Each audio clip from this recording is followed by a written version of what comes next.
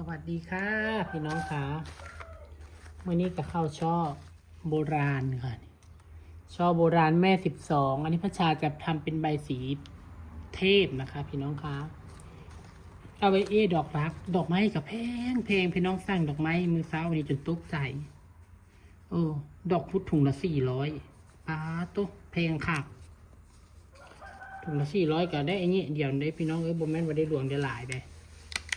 แต่ก็จำเป็นเขาก็ต้องได้สั่งนี้เพราะมันบ่มีเด้ดอกพุธดอกรักดอกบานไม่รู้โรยหลายคนก็ถามพระชาว่าพระชาไปสั่งดอกไม้มาจากทางไหนพระชาสั่งมาจากกรุงเทพค่ะสั่งมาจากปากคลองตลาดค่าส่งกับประมาณ300นะคะค่าส่งเขาแบบว่าเขาฝากมาน้ำรุดทั่วนานะเฮากับไปเอาเอง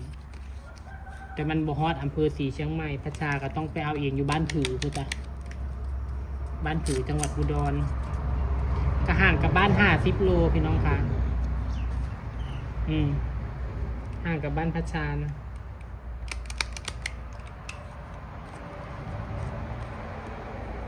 ดอกไม้มันกระสุดกันสวยดีอยู่ค่ะแต่ว่าไผ่รับค่าส่งได้หรือว่าไผ่ได้รับงานแบบชิ้นใหญ่ๆกับพอส่งอยู่แต่ถ้ารับงานเฮ็ดใบสี3 ชั้นงานแต่ง3,000-4,000โบเป็นตาสั่งค่าดอกไม้กระเบิดแล้ว ค่าดอกไม้กระเบิดแล้วค่ะถ้าเป็นงานบวงสรวงงานอย่างโอเคอยู่เพราะว่าเป็นงานชิ้นใหญ่ๆนะโอเคก็พอสั่งงานชิ้นน้อยๆบ่แนะนำเพราะว่าค่าส่งค่าอย่างแพง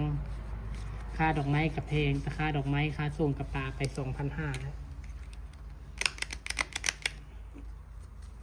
ก็แล้วแต่ดอกว่าเฮาสั่งหลายอย่างบ่นะเราสั่งอย่าง2 อย่างก็อาจจะบ่เบิดหลายเพราะว่ามีคนถามมาแล้วพระชาบ่ได้ตอบนะเพิ่นถามพระชามาว่าพระชาสั่งดอกไม้จากไหนคะว่าซั่นนะ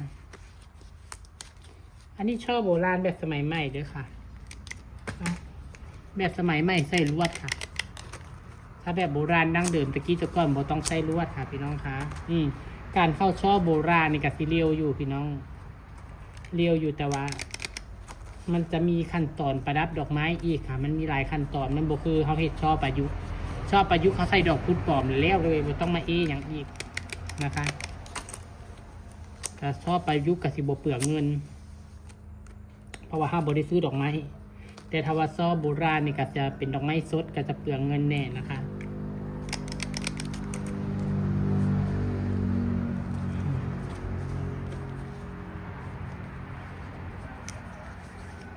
แล้วแต่ผู้หมักแล้วแต่เจ้าภาพเพิ่นหมักเพิ่นหมักช่อแนวใดนะ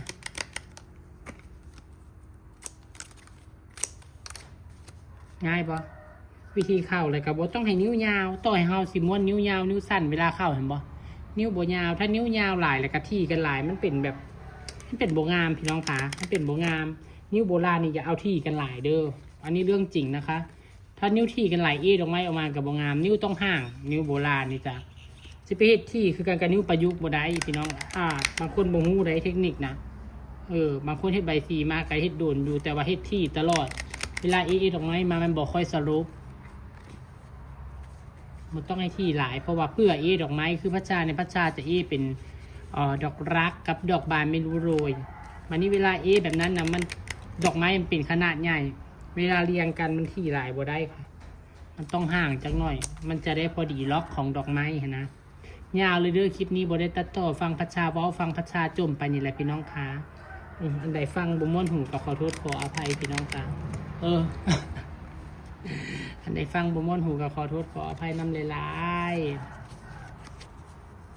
ๆคลิปนี้ก็จะเอาลงทั้ง YouTube นำเอาลง Facebook นำเด้อใครยังบ่ติดตามช่อง YouTube เฮือนใบสีพัชชาฝากไปกดติดตามให้นำในเด้อพี่น้องค่ะ YouTube คือบ่ไปบ่มาได้ยังวะผู้ติดตาม YouTube ยังบ่ถึงแสนเลยนะคะขนาดเฮ็ด YouTube ก่อน Facebook นะคะYouTube คนติดตามน้อยเพราะว่าคนบ่ค่อยเล่นบ่รู้ว่าแนวใดยอดวิวกับโต๊ะค่ะช่วงนี้แล้วก็ YouTube หลายๆช่องก็จมว่ายอดวิวโต๊ะกันหลายนะคะฝากเข้าไปเบิ่งคลิปให้พัชชาเนี่ยใน YouTube ก็ได้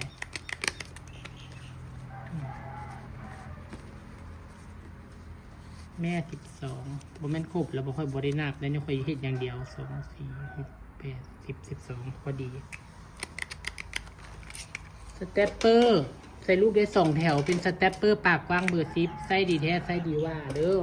แต่ว่าไผ่ที่สร้างพัชชาขออนุญาตคละสีให้บ่ให้เลือกสีเด้อค่ะมันจังบ่มีประดิษฐ์พี่น้องคะบางเทื่อให้เลือกสีนั่นเลือกสีนี้บางเทื่อสีมันบ่มีแบบนี้นะส่งสีนี้สีนั้นไปให้ก็เป็นประเด็นค่ะเป็นบ่พอใจอีกฉะนั้นตัดปัญหาหลายครั้งแล้วว่าให้คละสีให้เลยไม่ให้เลือกลูกค้าก็อยากเลือกนะคะแล้วพอลูกค้าเลือกมาสีนี้สีนั้นพอของไปได้บ่ตรงสีกันมีประเด็นเพราะว่าพัชชาก็บอกแล้วว่าพัชชาสิคละให้ต้องให้เจ้าระบุสีแดงสีฟ้าชมพูมาค่อยกับสิคละให้เจ้าคือเก่านะคะมันจังมีประเด็นเด้อพี่น้องเด้อว่าให้เข้าใจเด้อค่ะเพราะว่าแต่ละสีมันสีมาบ่เท่ากันบางสีมาหน่อยบางสีมาหลายเห็นนะนี่ค่ะกระดาษกระงอว่าเรื่องใหม่พี่น้องค่ะว่าเรื่องเก่าก็คือเรื่องเก่าจักว่าอย่างพอพี่น้องมันจบอย่างพี่น้องสิว่าอย่าไปซ่าเขาบริติ่มในพี่น้องด้วย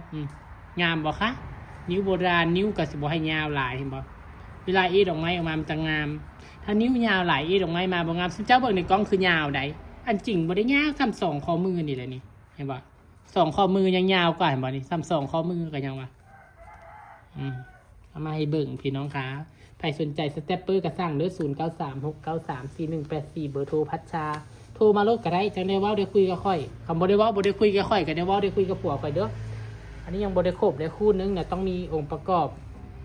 แม่บายสีพรมน่ะ4 ตัว1เนาะแม่ใบสีพรมนี่ว่าบ่ได้บัดนี้แม่ใบสีเทพแม่12 4 ตัวแล้วก็แซมแม่9นะคะเนาะว้าวกับซับหน้าสมหลังพี่น้องว่าคือคนเมานี่ปะเด้อ เอาสักนี้แหละพี่น้องจ้าว่าหลายกับรู้เรื่อง พบเพื่อกันคลิปใหม่ค่ะว่าอย่างบันทึกอกถึงใจก็ขอโทษขออภัยจะไปแล้วจ้าสวัสดีค่ะ